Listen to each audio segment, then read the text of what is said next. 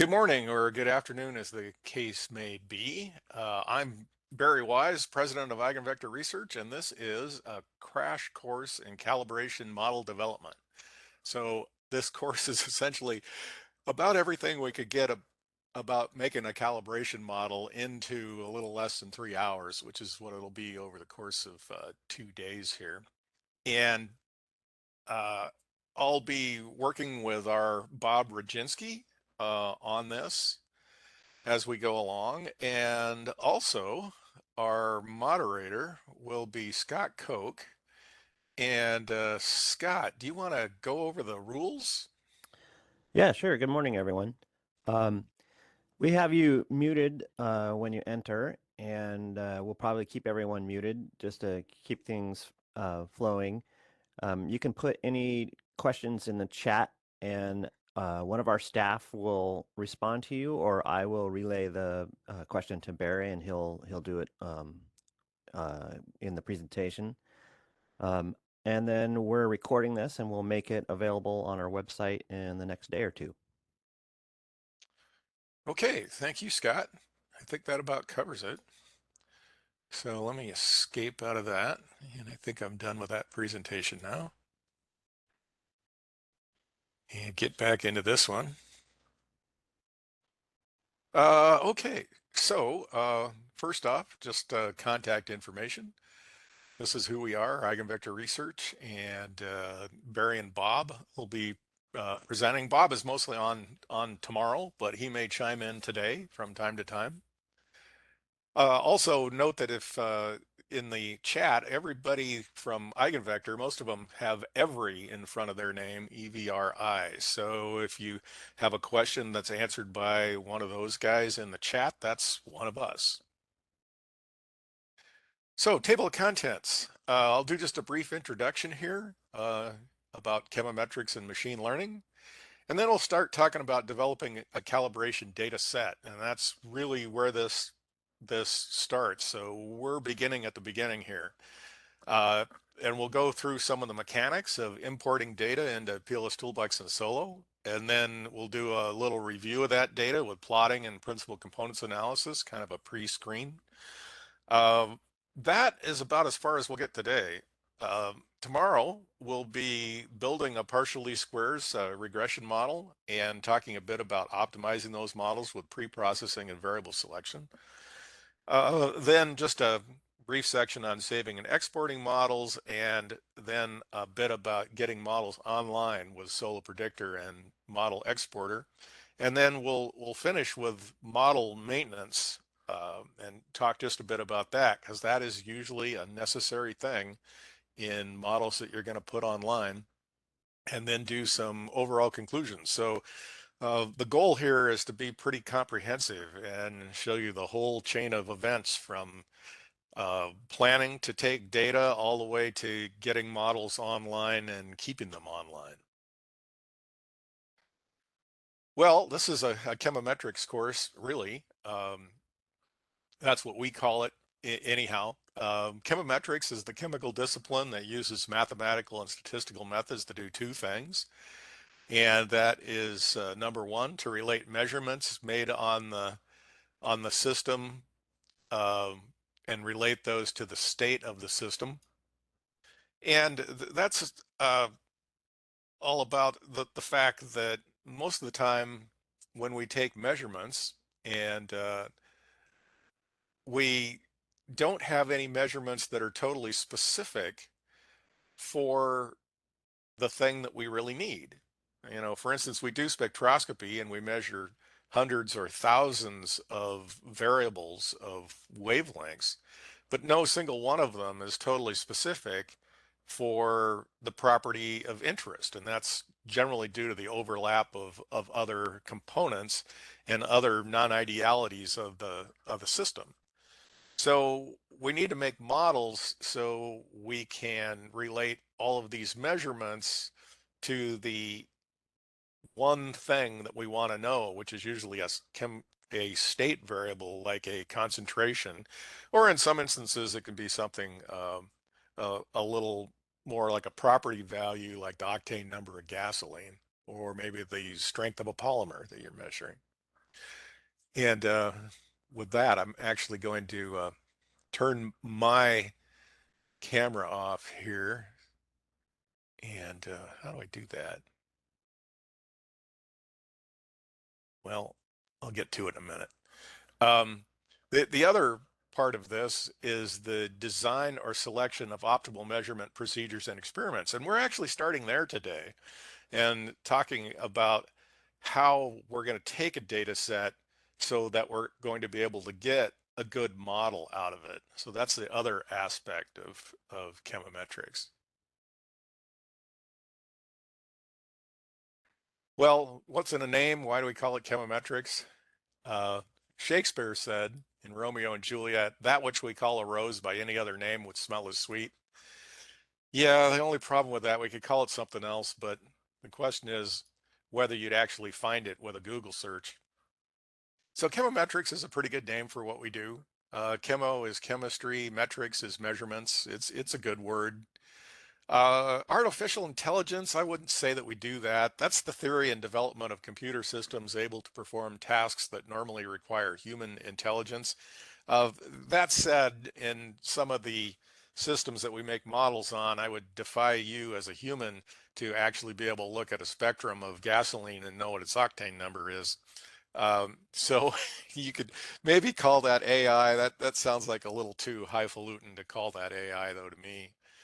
Certainly, though, we use machine learning, and those are systems able to learn and adapt without following explicit instructions by using algorithms and statistical models to analyze and draw inferences from patterns and data. And one of the earliest machine learning techniques is partial least squares. You could definitely call that machine learning. Cheminformatics, gosh, that's the use of physical chemistry to predict molecular properties. So it sounds right, but it's really not. Please don't call what we do that. Data science. We're definitely doing data science here. That's the field that uses scientific methods, processes, algorithms, and systems to extract knowledge and insight from data. And we definitely hope to do that as we go along today. And so we might say that we do chemical data science. That sounds right to me. I did a blog post a little while back called "We used to call it chemometrics," and if you're interested, you might go and have a look at that. It's a little more about thinking about what we should call what we do. And I'm going to uh, there's stop my video. Okay, I'm going to turn that off. Well, chemometrics is really applied multivariate analysis, and multivariate statistical analysis is concerned with data that consists of multiple measurements. Okay, we never measure just one variable. We always have lots of them. So we make multiple measurements on a number of individuals, objects, or data samples. And the measurement and analysis of dependence between variables is fundamental to multivariate analysis. And why is that? Why is that dependence between variables so fundamental? Well, it's because the measurements that we make are never independent of each other. There's always correlation in our measurements, and we see that in spectroscopy.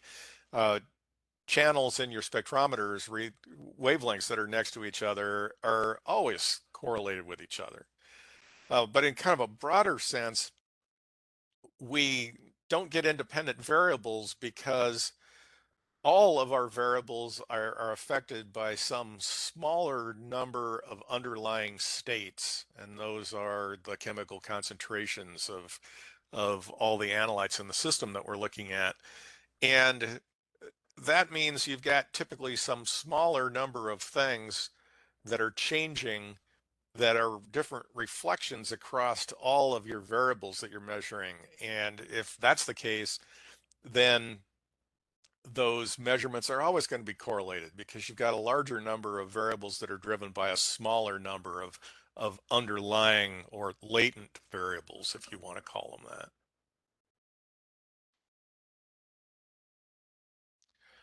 Okay, well, let's get on and talk about developing a calibration data set. So data collection, what samples should you be taking? Well, machine learning models, including partial least squares regression, require that the calibration data require calibration data, and that is training or learning data.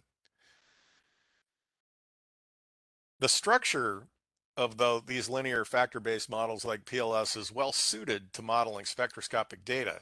So that's good. In fact, if you uh, have a system that follows the Beer-Lambert law, then a PLS model should work for that system.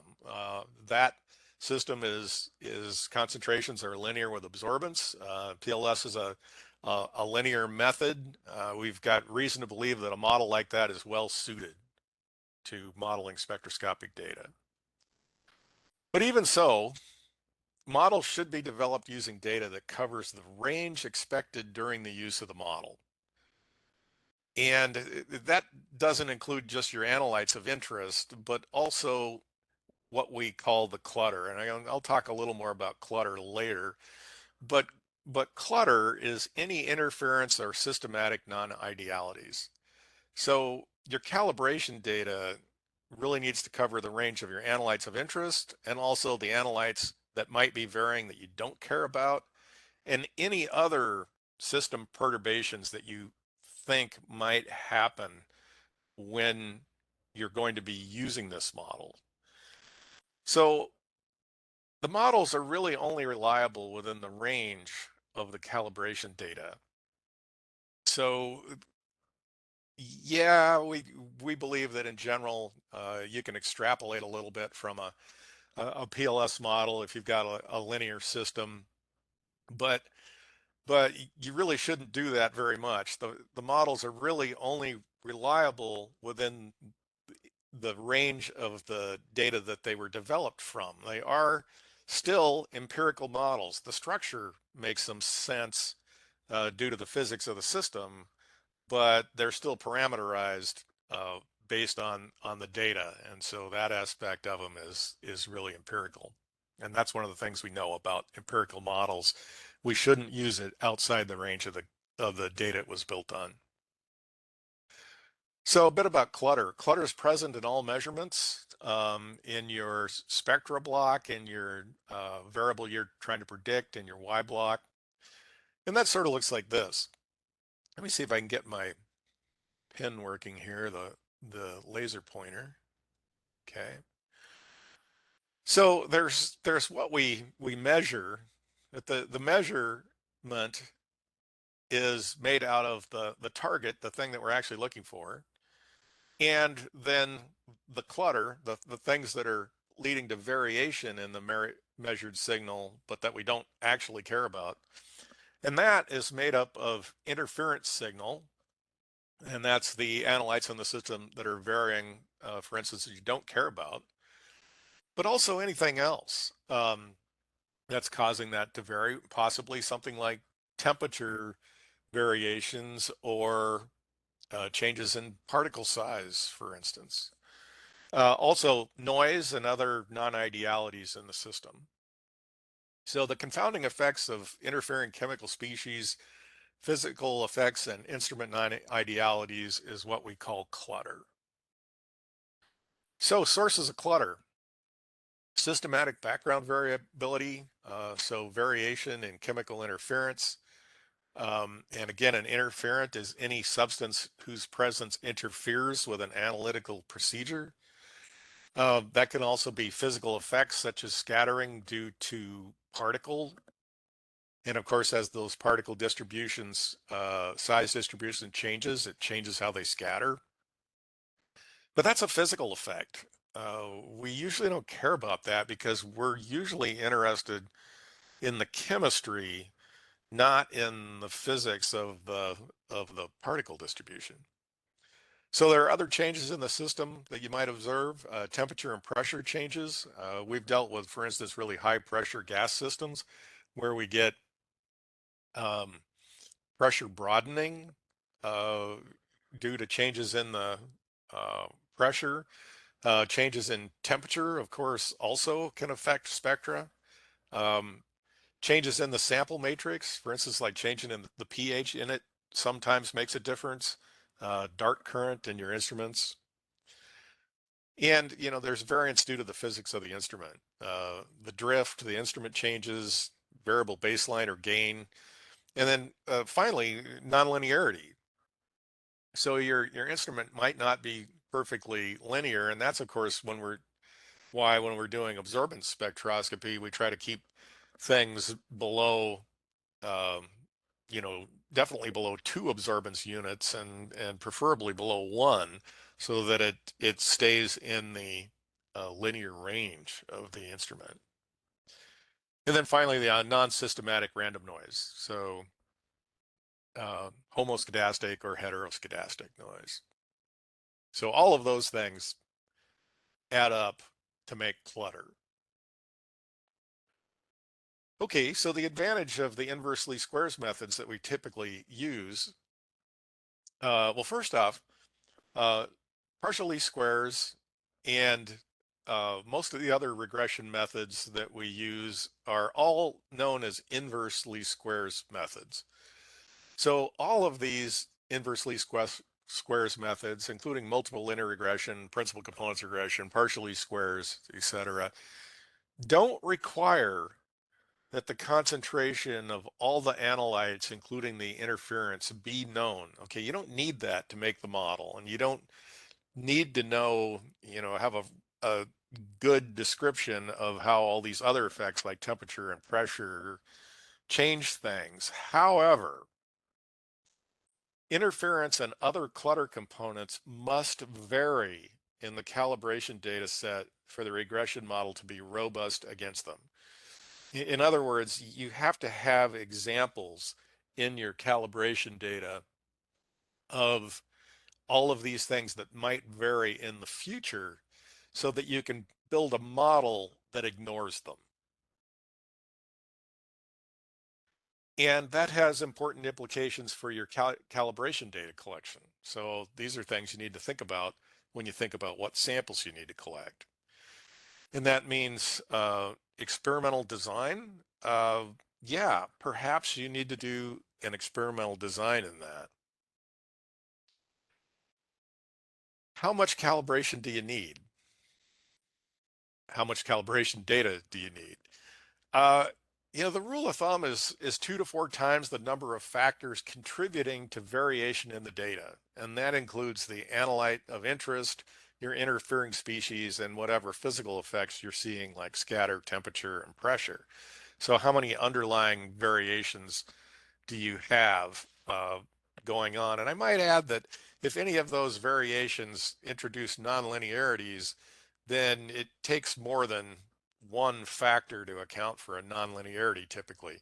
So this 2 to 4 times the number of factors sounds like it would lead to a fairly low number, but when you really think about how many things might be changing in your system, you find that the number of samples that's going to be required definitely goes up. And I'd say that 2 to 4 times is kind of still on the low side. I like this quote by Donald Rumsfeld. So there are known knowns. There are things we know that we know. There are known unknowns. That is to say, there are things that we know that we don't know. But there are also unknown unknowns, there are things that we don't know that we don't know. And that's the real potential problem in developing models is the things that might crop up that lead to variation in the data that you hadn't thought about. And so I invite you to think hard about this before collecting data. So ignore potential variations at your own peril. Uh, we've had a few folks that we've worked with in the past as consulting clients that just decided they were going to call some potential variations non-problems right up front. And yeah, it doesn't really work that way. You can't just declare that it a non-problem. You actually have to go investigate it. And experimental design is great. Um, but it's not always just necessary. You can usually, with a pencil and a piece of paper, figure out what sort of variations you're going to want to put in your data. But also, it's not always possible to create the variations that you'd like to include. So you may be dealing with natural materials where you know things vary in them, but you can't actually make those materials. You have to rely on your feed source to do that. So you can get samples from the natural variation, and there are tools that you can use to find a sample set within that would you could get a good model from. And this is kind of nice because you can actually look at this from either the side of the spectra that you're measuring or the side of the analysis that you've done on those by a reference method. But especially you can use the spectra from a large collection of natural samples and find out which ones are on the edges of the data space, if you will, and grab those to make models from. Question, does the rule of thumb work for all spectroscopy types, like NIR, Raman, MIR?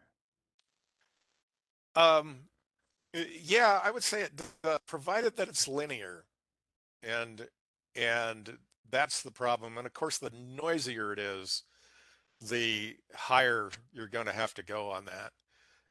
But I'd still say that that's an absolute minimum. And you'll notice that in the example that we're going to do, we have a lot more samples than that, which is a good thing.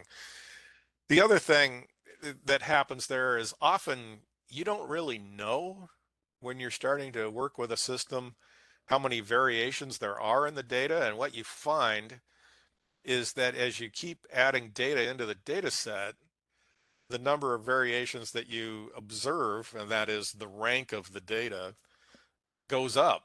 And so it takes you a while sometimes to establish what the rank of that data, what the number of variations that you see in it are. And so often you sort of start with the assumption that, maybe there's only five different things going on there, but as you take more data, you discover that that number is more like 10 or 15. So that happens frequently.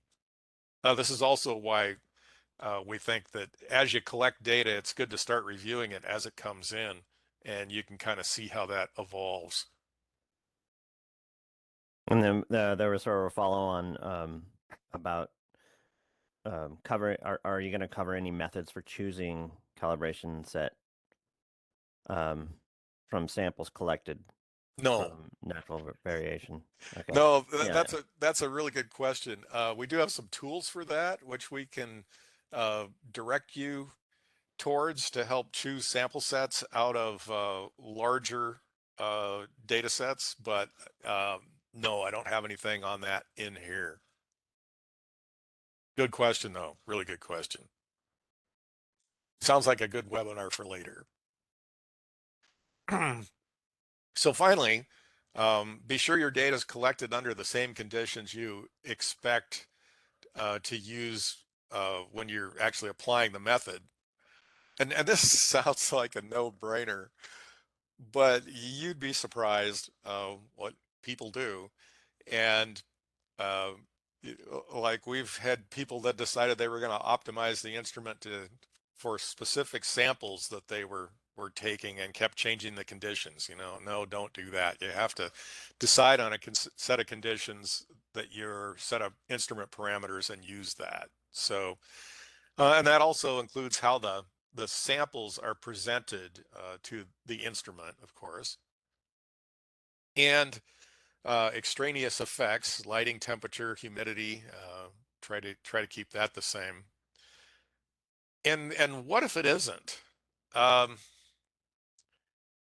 that's kind of the instance where it happens that when you're putting an instrument online, its sample presentation is going to be different than the instrument in the lab that you're generating the calibration data with, or for other reasons, they're not exactly the same. So in those cases, you might need to use some calibration transfer or model updating methods in order to make sure that the model that you're putting online will handle correctly the differences between the online system and the system that the calibration data actually came out of.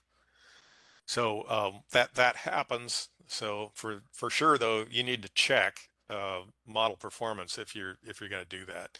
So I put here a link to our calibration model maintenance um, course where we really talk about issues like that, and I'll be talking a little bit more about that at the end of this tomorrow. Okay. And it's useful to review your data as it's being collected in order to identify problems early. And I really, really encourage people to do this. Don't set out an experimental design and go out and measure the whole thing and assume you're done before you ever look at it. Um, try to look at it as it's coming in, and you might be able to correct things early on if it's going awry. Okay. Um, any more questions for the moment, Scott? Nope. Okay, good, good. Well, this part is kind of a little bit more about mechanics. This is importing data into PLS Toolbox and Solo. So we'll talk a little bit about how to do that and how to make it easy. So we support a lot of data formats. This is our PLS workspace browser here, and if you go up to the uh, file menu in it, you can see the import data, and if you select import data, you can find a pretty big list of things that we file formats that we support right here. The ones though we're going to be talking about, especially here, are how to use an experiment file, and that's that item right there. And the experiment file can let you load up any of the things that are down below here, and we'll be using Graham's thermogalactic files, SPC files, is a pretty common format, is how we're going to do this. But you can see there's a lot of other options here too. So just a bit about built-in importers. Those are ones with proprietary file formats where the file format is specific to an instrument manufacturer. And we support a number of those, like Bruker Opus files, the Thermo Fisher Omnic files, Perk and Elmer files. We're always happy to add more of those if we can get the file spec. And that's the question. Can you actually get somebody from the company to approve this and give you a file specification that you can write a reader from? Like I say, we're happy to do that. Some instrument manufacturers do not want their data to be read by other instruments, and so they will not supply that. So I of course think that you're getting a lot less out of your instrument if you can't use the data the way you want. So it seems to me like it is your data. Okay. Then there's also the standardized file formats. Commonly used ones include JCamp, Galactic Thermo SPC files, NetCDF, and we support a bunch of those as well. And it seems kind of silly to be going over this here because data import should just be a mechanical, pretty easy step. But in fact, it isn't always, and it all just depends on how your data was saved and arranged in the first place. So if if you're not using one of these common formats, then you really ought to be thinking about data input as you're getting started to make sure that you don't get stuck on that step here somewhere in the process of starting your model making. Well, when you import data into our software, it goes into what's called a dataset object. And so uh, you can import data files and simultaneously imported files all wind up in one dataset object. So that's our internal representation of a dataset. But it's a nice container for data. It includes all the additional information about a data set, like your labels, axis scales, class variables, if any, author information, modification dates, and descriptions. It actually keeps a history of its modification. It provides consistency tests for axis scales and labels, so it makes sure that everything that you put in it matches up. Like it won't let you put in an axis scale that has a different number of channels in it than your actual spectra. So it makes sure it all works together. It allows easy classing and exclusion, that is soft delete of samples or variables in it. So it keeps the whole data set together, but has switches in it to tell the tools that you use on it what part of the data to use. It does smart concatenation, so you can uh, easily combine these. And it also does concatenation where it looks at the wavelength axis and make sure that those matches and try to match those up. There's also user data for any other associated metadata and a history field. So it keeps track of what you did. And they can be edited directly or graphically. So if you're viewing a data in a dataset object, you can, for instance, exclude variables or samples by selecting them and telling them it to exclude them. So you can um, edit it directly or graphically. So let's just look a little bit at the experiment file reader. Um, it's great when you're building a regression model. It allows reading in a file that contains the file names, the reference values, and the calibration or validation values. And experiment files are actually really great because they, for one thing, will load your data in the order specified in the experiment files. So that means that you don't have to worry about how the system alphabetizes your file names. So you then have control over what order those things are in. And you can specify the reference Y values in the file. And it creates matched data set objects for your spectra, that's your X, and your reference values, your Ys. And it's a nice record of what was done. It's easy to modify later if you need or add to, but it really is a very handy thing. So our example data that we're going to use here is Raman spectra of glucose in water. It's feed to a bioreactor. There's actually a white paper on the Thermo site that uses this data set as well. I was reading that this weekend. There's 120 samples. They have a glucose range of 5 to 40 milligrams per milliliter, and so this is fairly concentrated. When I first heard that it was going to be a glucose uh, data set, I thought, oh God, this isn't one of those blood glucose ones, is it? No, it's like, no, this is much higher concentration than glucose in blood here.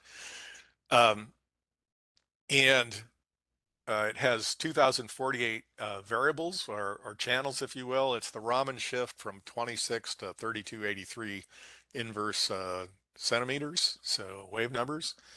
It was collected on a Thermo Fisher Ramina, and thanks to Thermo for this data set. I was really appreciate the fact that they're letting us use this. It's honestly, it's a pretty simple data set, okay, but it's appropriate for a starting problem here. So how do you set this up? Well, in what we have here to begin with is a set of glucose files. And here's what they look like in one of my Finder windows on my computer.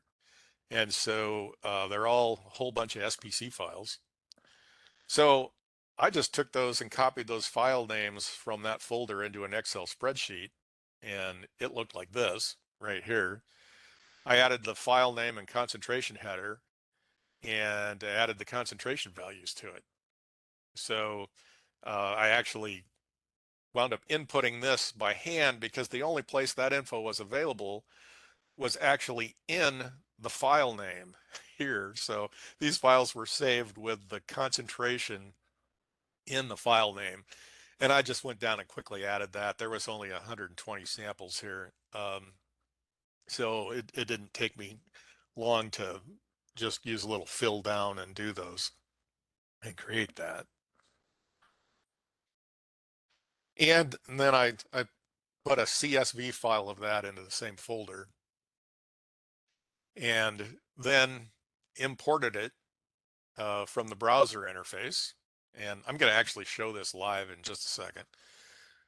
But started from there, say import data, chose the experiment file. And then once we have the experiment file, uh, we navigate to where this CSV file is and select it, accept the defaults in the text import setting window that comes up.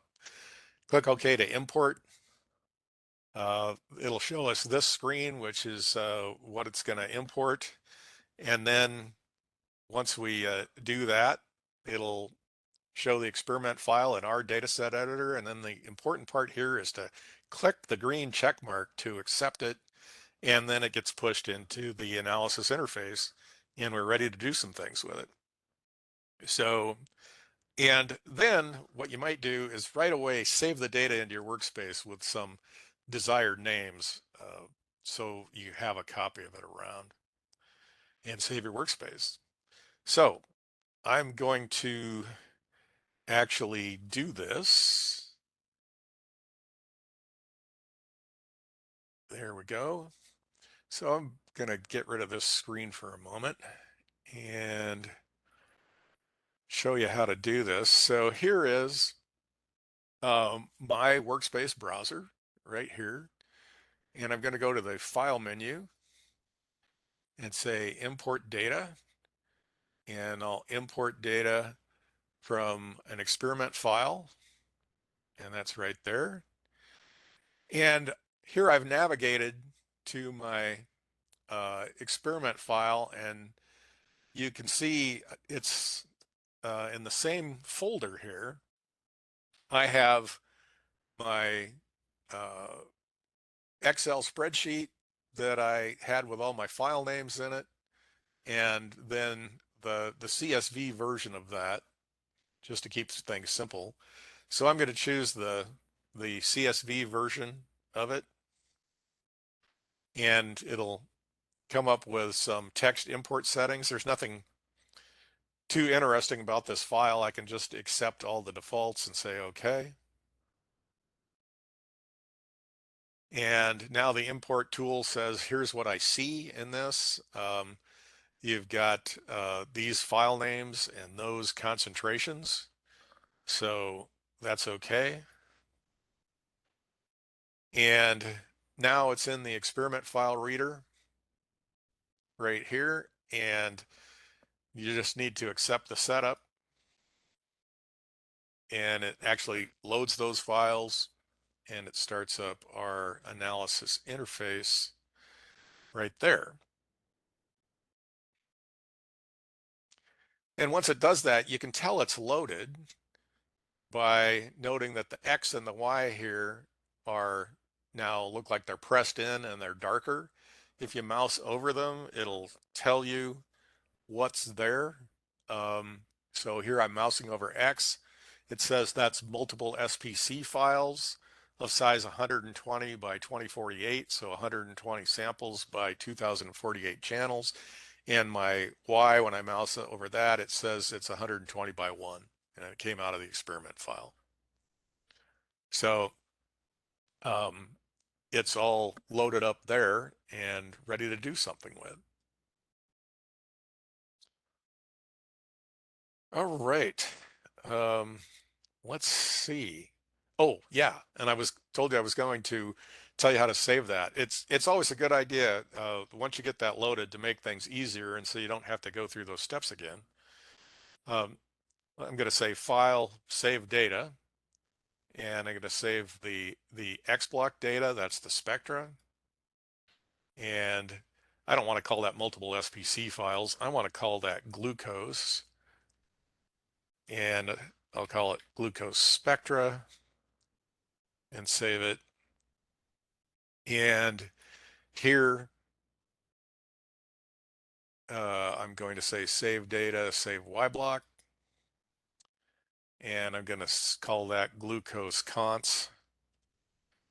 Glucose underscore conc.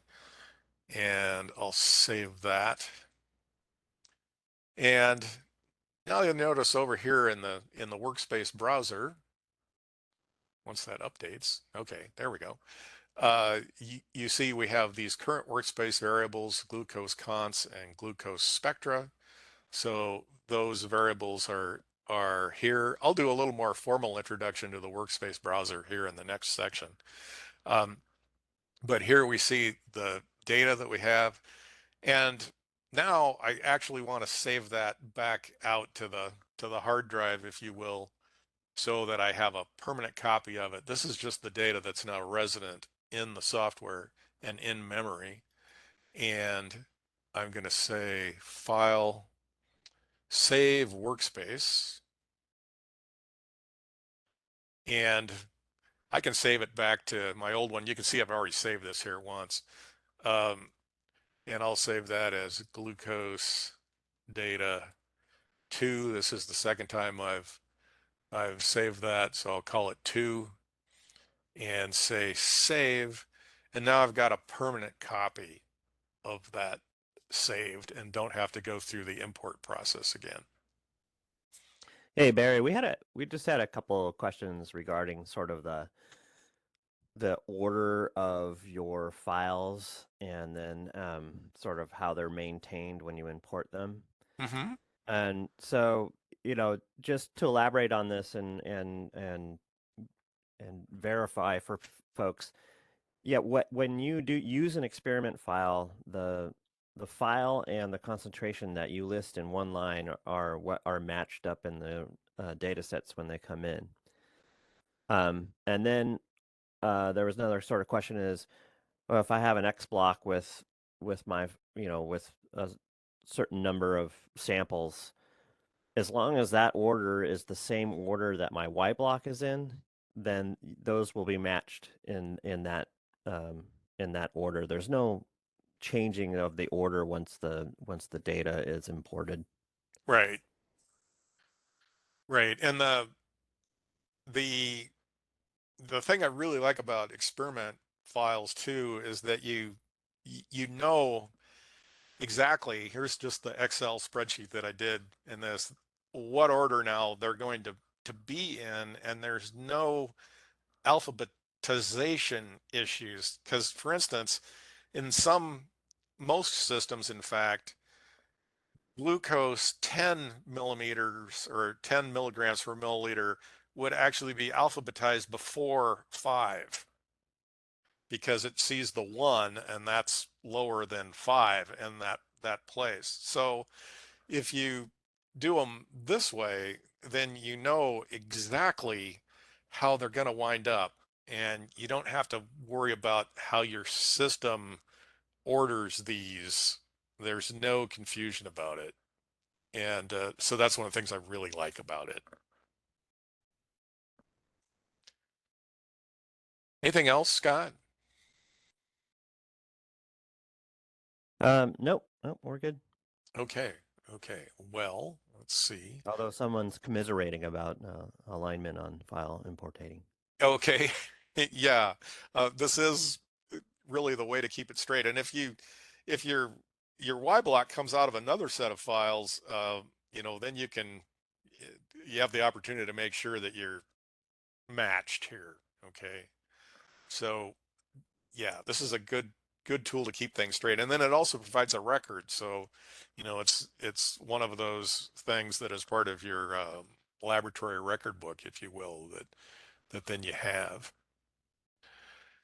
Okay, so file import conclusions. There's a lot of types of files. There's a lot of readers that go with those. So as you noted, we support a lot of those. Not every one, not every single one in the universe, but an awful lot of them.